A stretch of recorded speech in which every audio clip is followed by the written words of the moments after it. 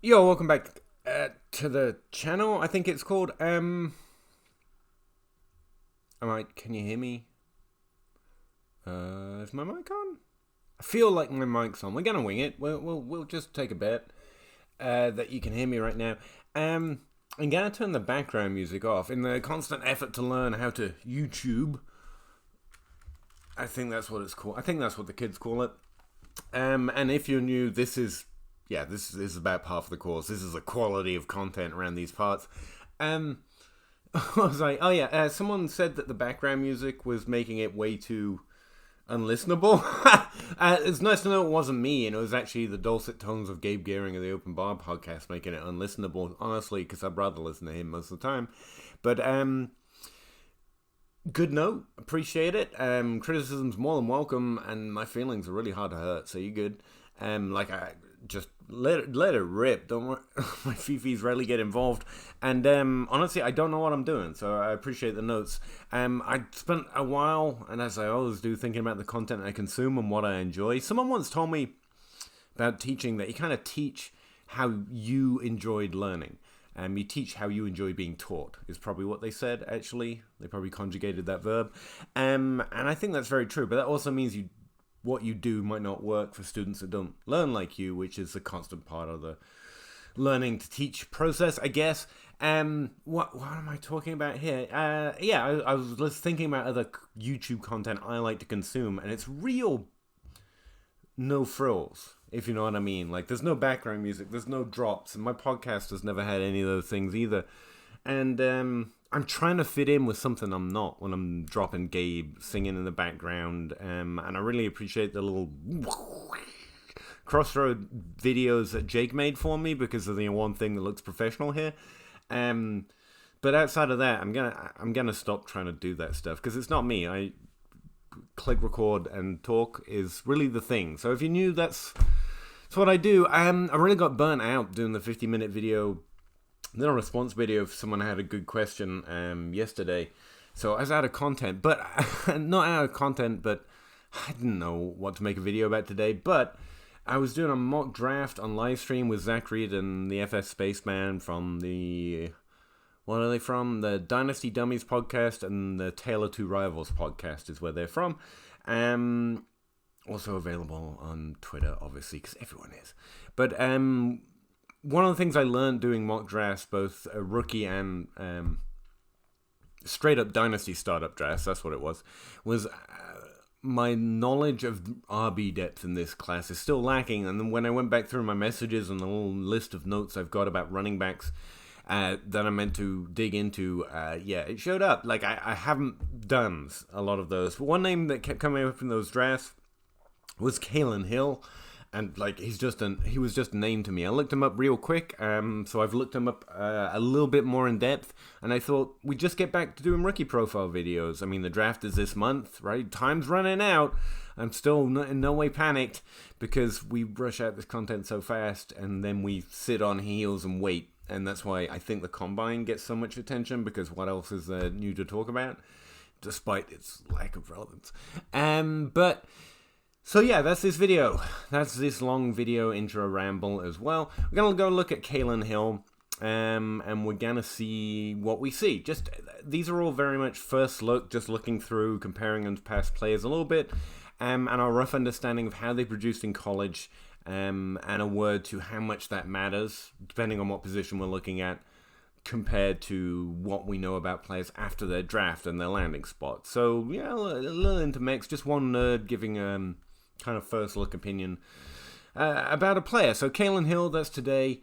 So, let's, I tell you what, I'll try and create some sort of order to this, and that's the introduction, and now I'll do a overview of what I think about Kylin Hill, and then I go look at some of the stats with you to show you why I think that.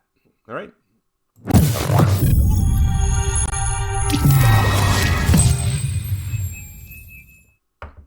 I regret the decision not to go small screen as quick as possible, but here's what I think of Kylin Hill. I think Kylin Hill is an interesting prospect. He has a few marks on his profile that help him stand out. I'm going to talk through that process as well when we go look at his stats. But that's what I want you to know overall. He's got some interesting marks on his profile. This is a fairly weak in terms of profile, not necessarily in terms of the heights of production we could get from this class, but it's a weak class in terms of the number of players that stick out very clearly with potential success into the NFL. Some of the worst classes produce the best players. Don't get it twisted, right? Is Kylin Hill one of those players? I don't know. He's definitely outside of my, I'm really interested in where that guy goes category. But the marks on his profile that we'll go look at that make him interesting, put him in the, let's say, the Keyshawn Vaughn range from last year. Like, that's not it, but if it turned out to be it, we'd be like, oh yeah, he had pretty decent stats over here. That's the most weird way of describing a profile entirely, but that's where my head works. It's not that he is Keyshawn Vaughn or he looks like Keyshawn Vaughn, and we should expect the complete lack of interest in fantasy points we had in him or we got from him in his first year in Tampa Bay. It's more that the high marks on Kylin Hill's profile kind of mirror in some way, not Keyshawn Vaughn himself, but those like him. Interesting prospects based on landing spot and draft capital. I don't know. His name you want to keep an eye on, and that's it. What I would say is it's not. Increasingly, I'm finding a need to split positions. I mean, we can't do it naturally with data. There are no great identifiers, but in the same way, there are multiple types of wide receivers, and it's not slot and alpha, and it's not low A dot and high A dot, but A dot would be more useful. It's the same with running back, but there are some extra difficulties with running backs because, like, the premium receiving running backs, for example, in the NFL, James White, for example, didn't play that role in college or anything because roles don't always translate over into the college game at any position. But that is increasingly important. What I would say about Kylin Hill, though, is he doesn't look like a decent prospect because he could have a lot of receiving upside. He's not catching 4 receptions a game like Alvin Kamara or even 3 receptions a game like Giovanni Bernard. His profile looks more like Giovanni Bernard's than Alvin Kamara's in that he was pretty much playing a 3-down role and was decent at it. In fact, I would say he's the most decent, where was he playing, Mississippi State running back in recent history, for sure. It's 2020, he's got some weirdness to it, so that's fun because we actually get to throw the weird season out because he only played 3 games. And 2019 is his best year, which is the most useful, or what you can default to if the average doesn't look good. I'd say I'm very comfortable doing that at the running back position. Again, based on the work I did on which seasons matter for position and rookie evaluation. I wrote that up for Jordan McNamara's book, The Dynasty of Analytics, but I've also posted it like everywhere. And at running back, you can really default to best year, but the average is interesting. Last year is 3rd, I would say. If you're just going to look at 1 year of a player's production, at running back, I'd look at their best year. That's the simple answer. That has the best correlation to success in the NFL. And you can think Miles Sanders playing behind Saquon Barkley. You can't really judge him until he gets the chance to develop the role because Saquon Barkley's there, man, or injuries. And that's kind of why the running back defaults to the best. But I do still like to look at the average first because overall you like to see a player do well over his career, not just in one particular season. That's a Chuba Hubbard type problem from this class. Like, he has one good season, the others are... I don't know. But I still like Hubbard. I think I've done a video on him, probably, if you want to see what I think of him. So, yeah, that's where I'm at. Kylin Hill. His best season is decent. Actually, that's not. Depending on what stat or stats you're looking at, his 2019, especially when you think about the team he's playing on, the conference he's playing, even taking into context, all that information, he looks like he was considerably better than most players who've come from there. But most players who've come from there, especially since 2010, haven't been much in the NFL. So how much does that say? It says he's interesting, especially in a class where there's a lack of prospects who will even show up that much. So hopefully some of that will make more sense when I dig into some of the stats. But I just wanted to give you some sort of overview of where I'm at in Kylin Hill. He gets very interesting very quickly in rookie drafts in 2020, but we're talking third round pick, because there's just a lack of overly interesting running back prospect profiles, not necessarily running back production from this class, because again, they're two slightly different things. So yeah, let's go take a gander, shall we? I guess. Cool.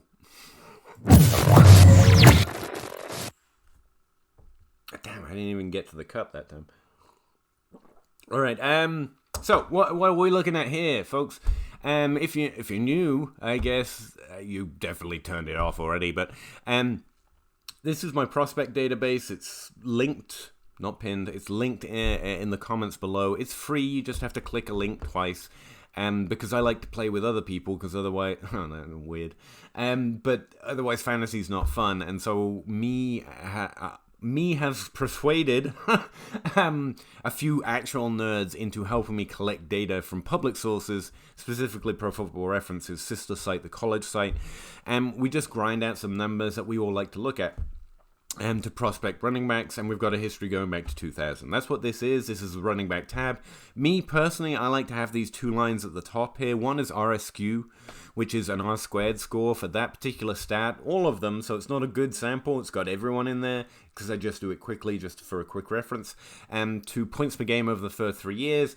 And the second one is what the average running back with a top 12 season in PPR scoring had in that stat for that particular column. Again, so they're just easy references for me personally when I'm talking through them.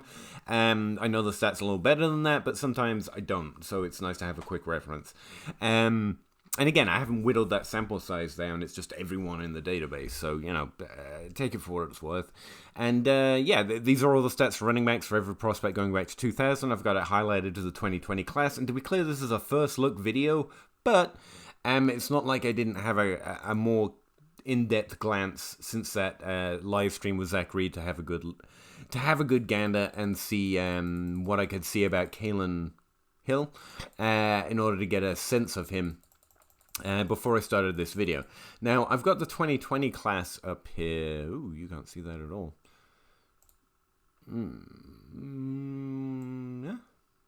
Yeah, let's just go big screen. Why not? No, you can't. I don't know what I'm doing here. If I go too big, you can't read the... This is very professional. I'm a professional at this. Don't worry about it. Alright, there we go. That'll probably be a little better. Yeah. This is good. So one thing I want to show you in the 2020 class is context. What I really advise is getting a familiarity with any particular stats that you are interested in or you think has relevance. I test, but your mileage might vary on why you like certain stats.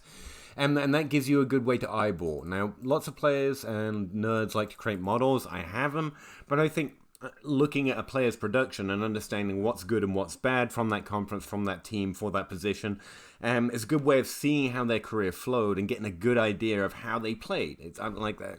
I have to call myself the tape watcher or the tape grinder of the nerd community, I guess, where I'm a fake nerd and I like to look. I like to go watch the stats. I don't know. It's my preferred method, but the reason I'm doing this is just to get you a sense of yards per team attempt, because it's one stat I like to look at. I've highlighted this column in green. Anything that has a high correlation to NFL success relative to other stats, for this video, I highlighted in green. If it's used in my pre-draft model, I highlighted it in purple, just in case I end up talking about it. And the way you can find out which stats have a high correlation is in the formula and results tabs. You can see all my testing results.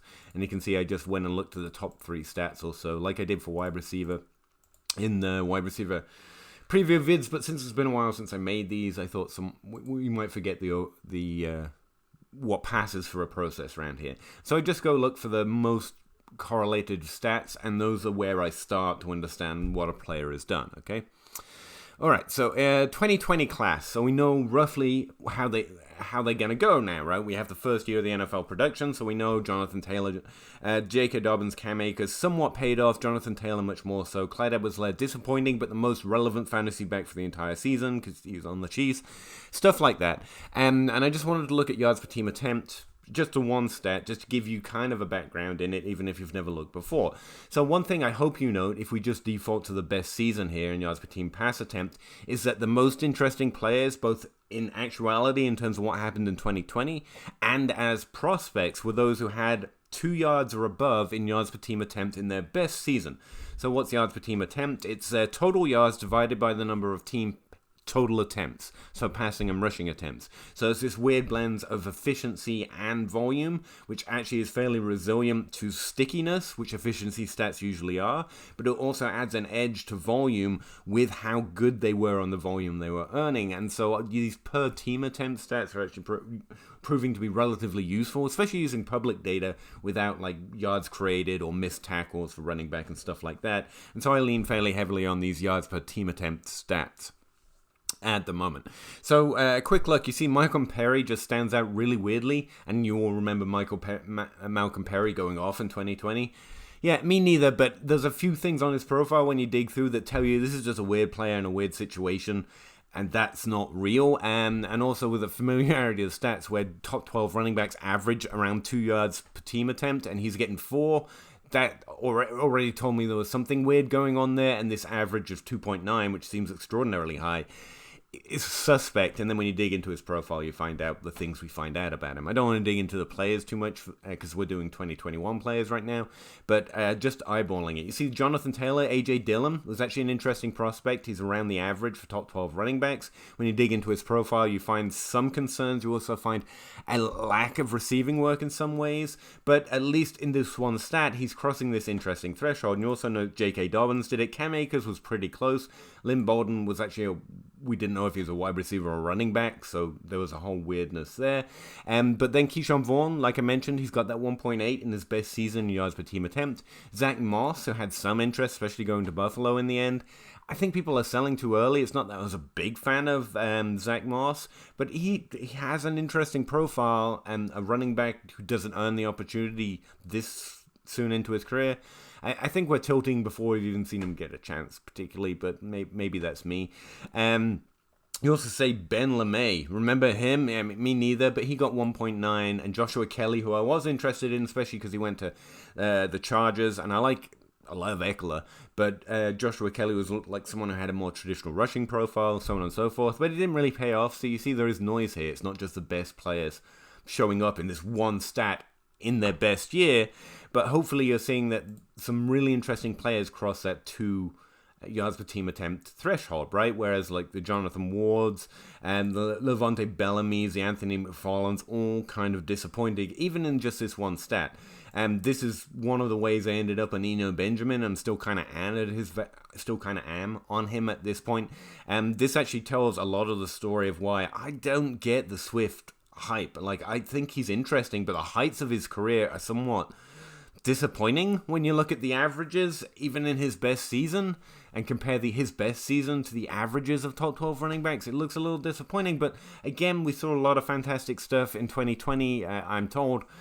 Obviously, I don't watch. So this is why one of the reasons that I was kind of muted on Swift.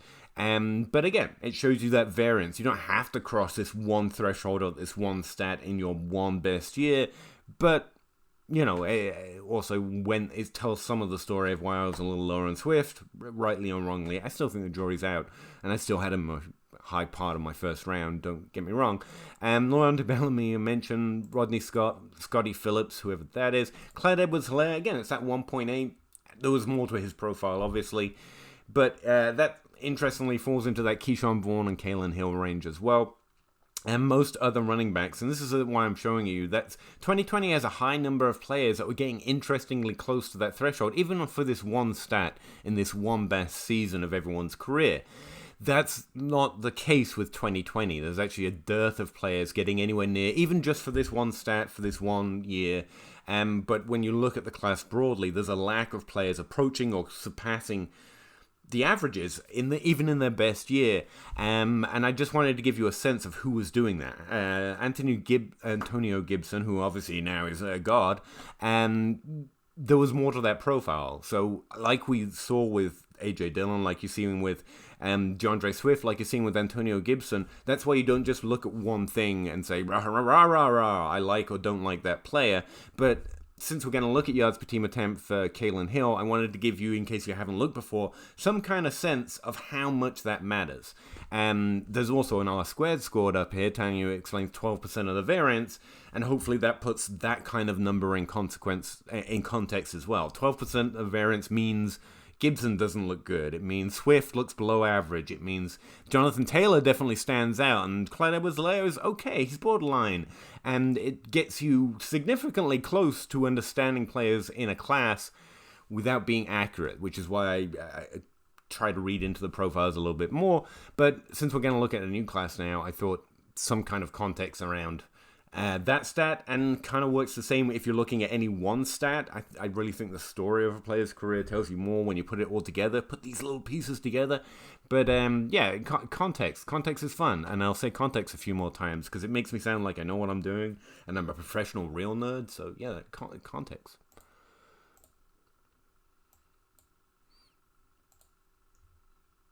Yeah, hey, I'm still down here. So let's look at the 2021 class. All right. And specifically Kylin Hill coming from Mississippi State. He only played 3 games in 2020, like I mentioned in the second intro, or whatever that was.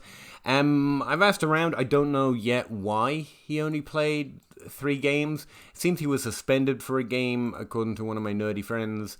And then he declared that he was going to be sitting out the rest of 2020, despite having read an article about him being raring to go for the start of the 2020 season.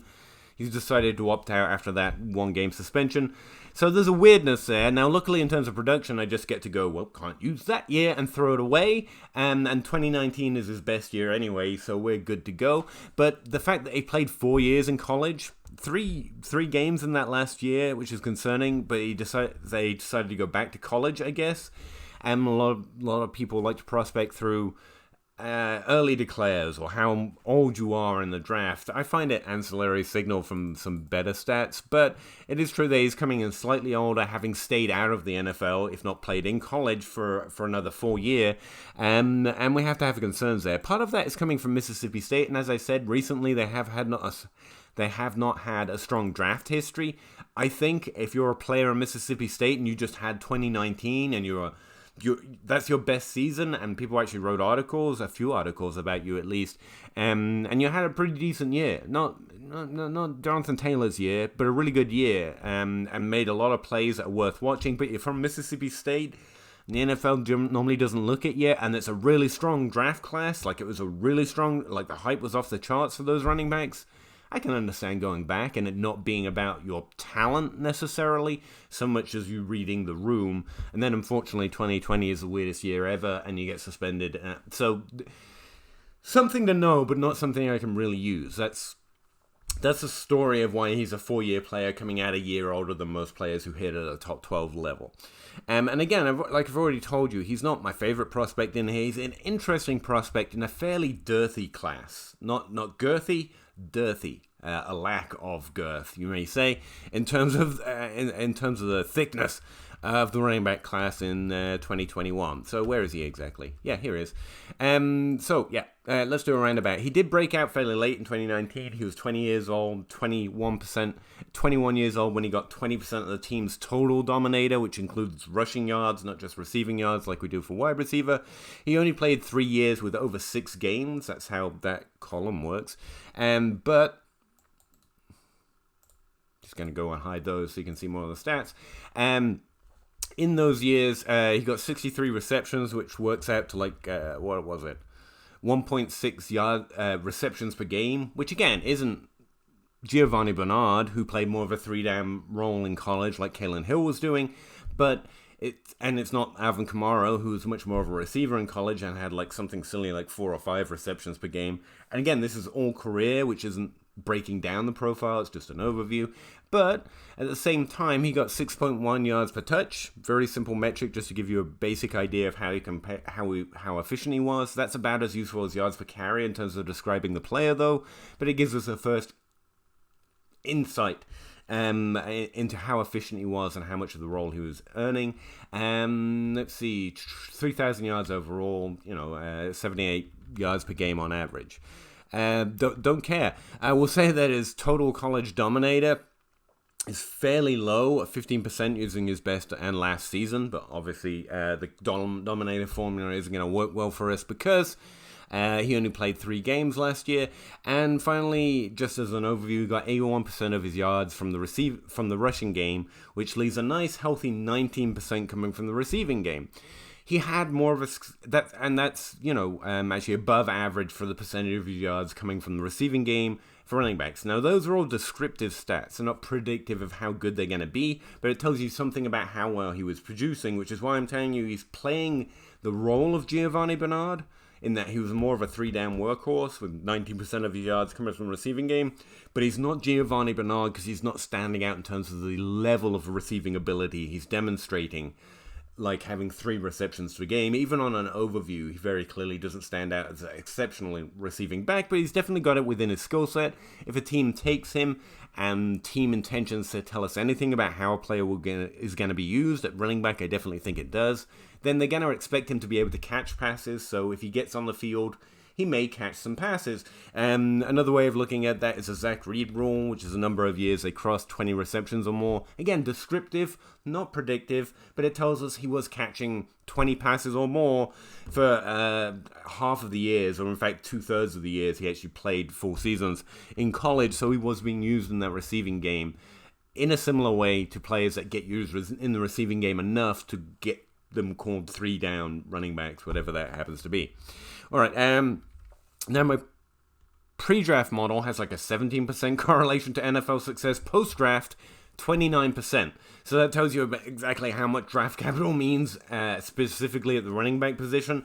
But we're working with what we've got. Again, the purple columns highlighted here are the things that actually go into my pre-draft model, which you can see all the formulas for in the Formulas and Results tab, but let's not belabor the point. Either way, probability scores and R-squared values led me towards using adjusted yards per team attempt in my pre-draft model. So it's a good stat, is essentially what that says. And even on this basic test, you can see has one of the higher correlations to NFL success by itself. Kylin Hill had a 1.3, which is significantly below average of players that have top 12 seasons. And that's obviously where we stop digging because he doesn't have a good number. I would say 1.3 isn't drastically below. It doesn't rule him out, especially since I've already showed you and mentioned that his yards per team attempt is going to be decent at 1.8. Again, it's not groundbreaking, but it's close to the average of good players in the NFL for fantasy. And so his average yards being below is one of the reasons he falls so distinctly in my pre-draft model, which is how I've got this class ranked so far, and you can see he's behind a lot of players. He's got like a 6 score in my pre-draft model, which is mediocre, above average, who's earning a role, but it wasn't particularly impressive, was it? That's what that 6 says to me when I look at the model. He's getting a score close to Ramondre Stevenson, who actually had a higher percentage of his yards coming from the receiving game, despite being mainly profiled as a big-bodied rushing running back, which he definitely is. But, I mean, the percentage of his yards says he was able to gain an interesting amount of yards from the smaller amount of receiving work that he had. But that was Ramondre Stevenson. I got it. Who am I doing right now? Kylin Hill. So you can also see that he's getting 2 yards, adjusted yards per team attempt, which gives extra value to receiving yards and receptions compared to just rushing yards in the yards per team attempt. So you just give a little bit extra boost to the receiving yards. It's a stat Anthony Amico put me on as being good for running backs, and it was good enough it actually entered my pre-draft model now. So yeah, I guess it's pretty good.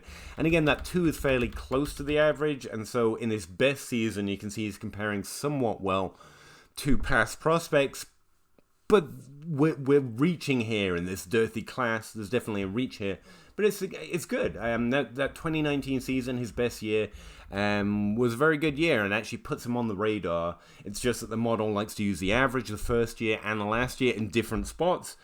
And again, it's not seeing the heights, but it is seeing that it's above average. It's above 5. He got a 6 score, but it's not overly impressed. But this class is sickeningly skinny enough that I think Zach and Spaceman, who put me onto Kylin Hill, I can see why they would be more interested in him than an Alex Footnot or whoever the other players in my model thinks, yeah, alright, they got a roll. I can see why he was standing out for them.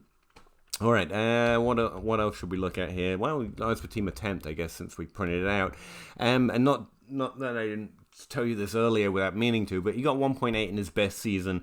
It's below average for top 12 running backs, but it's within the range. And here, the 2020 class and context story I did hope gives you some idea of how important that range is. It's not unimportant, but plenty of bad players get close to that one particular stat in that one particular year, but very few bad players get anywhere close to it, if you know what I mean. Like, being close to that average doesn't mean you're going to hit, but not ever getting close to that average kind of means it's probably not going to happen, DeAndre Swift notwithstanding, especially when that bears out over the rest of his profile. However, there is some more context I want to put in here. One stat that I started to like to look at a lot, especially with running backs, just for a first look, is points per game, because it's actually remarkably useful for running backs. And so this column over here is points per game over average for the conference. And you see he's 2.7 points per game over average for the SEC West, which is where the Mississippi State plays. And that's actually somewhat underwhelming. It was above average for running back ones from the entire conference in that best season, that 2019 season. But as you can see, even Ramondre Stevenson from a different conference was 9 points over average. The average for running backs in this stat is around 8 points over average that actually hit. A player that usually hits from any conference usually decimates the conference average in their best year. Not every player who does that's going to hit in the NFL, but players that hit in the NFL typically do really blow that best year of conference average out the water in terms of points per game. And if we just use the context of this class, like Najee Harris was 14 points over the average of conference running backs in his best season. Jamal Jefferson was 6 even. Chuba Hubbard was 13, but he has this one great year, and the other, we're not doing Chuba Hubbard right now. Jarrett Patterson, as a pure rushing running back, again, got over 10. Who else is interesting in this class? I think Michael Carter's interesting. 8 points over the average for his conference. Kenny Gainwell, 9 points over the average for his conference.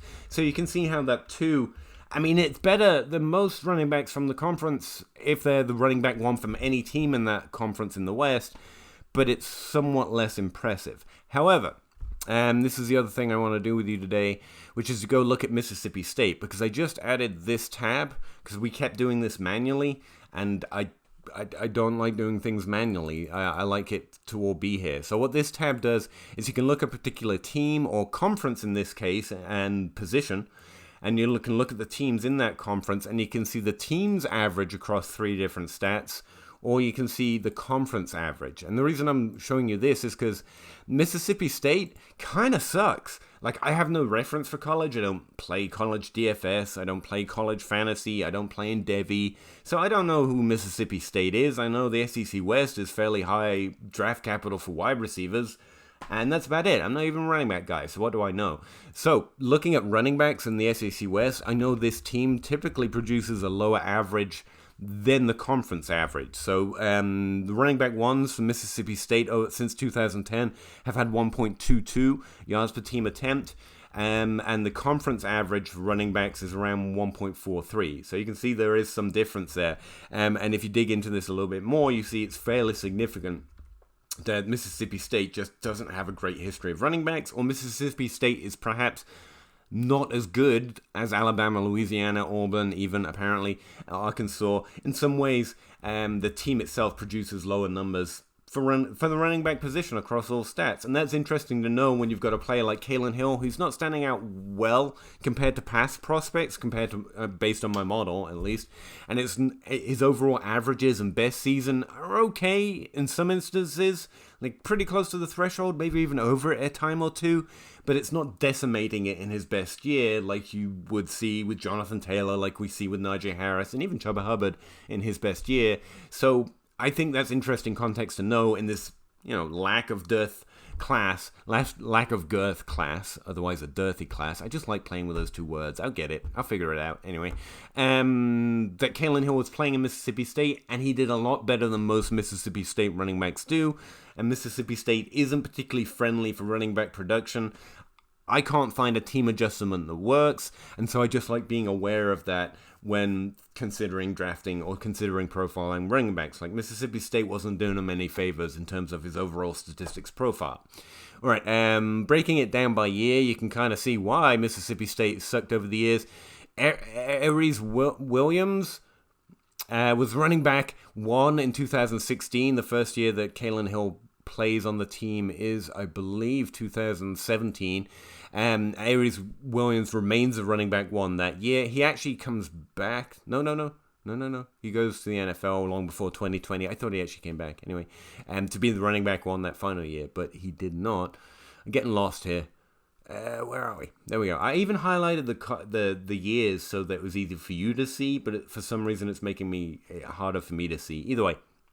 All right, so where are we? Kylin Hill first plays in 2017. He's a running back 2 in his first year at age 19, which is decent. Age matters somewhat for running backs, but I don't profile specifically through it like I do at wide receiver.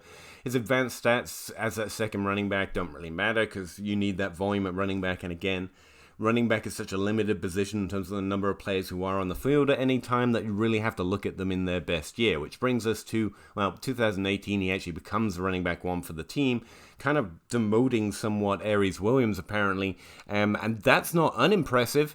He's the 6th highest points per game scoring running back for the conference that second year. At 20 years old, that's where he crosses that 15% threshold and gets his first breakout age. We can just get rid of those, thank you. What else can we see? The other things I would and have looked at a little bit better is his overall rushing percentages. So that first year he gets 12% of the rushing yards. I haven't looked at the conference average, but I'm imagining that's low actually. But Aries Williams, notice even that as a running back 1 in 2016, 2017, like 24 and 34%. Like you're seeing growth from Aries Williams, and the reason I'm actually talking about Aries Williams is because that's the guy Kylin Hill eventually pushes out the way, so it provides some extra context. And these are below average. I'm gonna go ahead and assume that's below average for Mississippi State in general. I didn't put rushing yards in there. Weighted yards per team pass attempt is somewhat there. Dominator 5.9. No, actually, its percentage scores look relatively close to the rest of the teams in that league. So I'm gonna go and say Aries Williams wasn't able to dominate at the position. Kylin Williams, even in his second year, which typically it's harder to get on the field as running back because the team has a preference to their guy already, but they like Kylin Hill enough that they lent on him in that second year with Aries Williams still on the team, and it looks to me like he was available. Like he played a decent number of games, right? Yeah, he played 12 games, so Kylin Hill's just fully come in that second year and pushed Aries Williams out the way. And the team was justified in doing it because he did a lot better in 2019 than any running back digging back all the way to 2010, outside of maybe Vic Ballard in 2010. Ladarius Perkins was actually pretty interesting on a yards per team attempt basis in 2012. That's kind of where it stops. There's a big dirty section where Aries Williams is not running away with the job, and then eventually get Kylin Hill. Again, it's not that he's the best for the team's ever seen. Ladarius Perkins, he can probably make a better case for, Vic Ballard as well. And that's not a high mark for Kylin Williams' specific profile heading into the NFL. But I do like that he basically reinvigorated this position for this team that typically produces lower running back stats anyway in his second year, pushing the guy out of the job who'd been the lead running back in terms of market share of rushing yards for the previous 2 years, even the year before Kylin Hill actually turned up. I think that says something about his ability to earn a role, and that kind of adds up to having a slightly below average score across the best stats, but being on a team that produces slightly low averages. Now, typically, the guys I really like at running back are the ones that don't just do that, but also blow those averages. Like, I imagine if Kylin Hill was a great prospect, I would call him a great prospect if he didn't just do all that, but also got to or improved upon those all-conference averages. Because conference adjustments only do so much for us. Yes, Mississippi State is bad, but if CMC or Saquon Barkley was at Mississippi State, I would expect them to blow the averages for the team, the conference, and all conferences out the water still, because they are innately good for that position. So team adjustments, conference adjustments don't make Kylin Hill any better of a prospect, but these do suggest the fact that he was able to get close to that average and earn a role over someone who already had that role before means that if he lands in the right spot in the NFL draft, there's definitely a 3-down skill set there. He can catch the ball for sure, and NFL teams know that and therefore might utilize him in that role in the NFL. Like, there's potential there.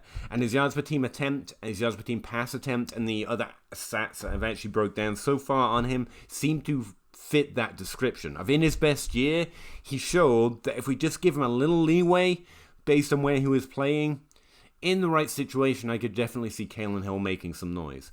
The other thing I want to put on there is I really don't know what happened in 2020, like, at all. But with Kylin Hill specifically, there's some weirdness to the suspension and then deciding not to come back, which is fully his right. I don't mind that. I don't think he's less talented because of any of that, and I'm not less interested because of any of that. But, you know, off-field things can come back to haunt us, we know, so I want to go find out more context from players that know the college space more. Travis May at RotoViz, whoever it happens to be, who might be able to tell us more about what happened in 2020.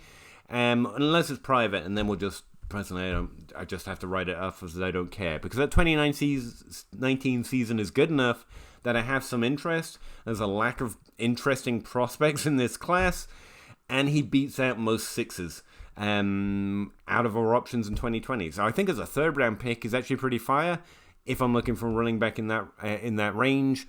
But yeah, such as 2021 life, to be honest.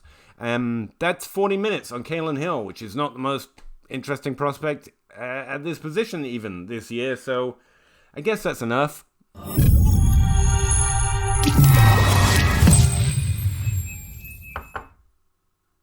I really thought this would be a 10-minute video. I just do Kylin Hill. Be quick. Fine. Let me know what you think. Let me know if I'm missing any extra context, or if you know something. Again, if it's private information, just don't frickin' tell me. Like, just leave private. But it might just be something simple, like he got more, not simple, but more worried about the consequences of playing at college in 2020. And he did decide to focus on the NFL draft instead of coming back.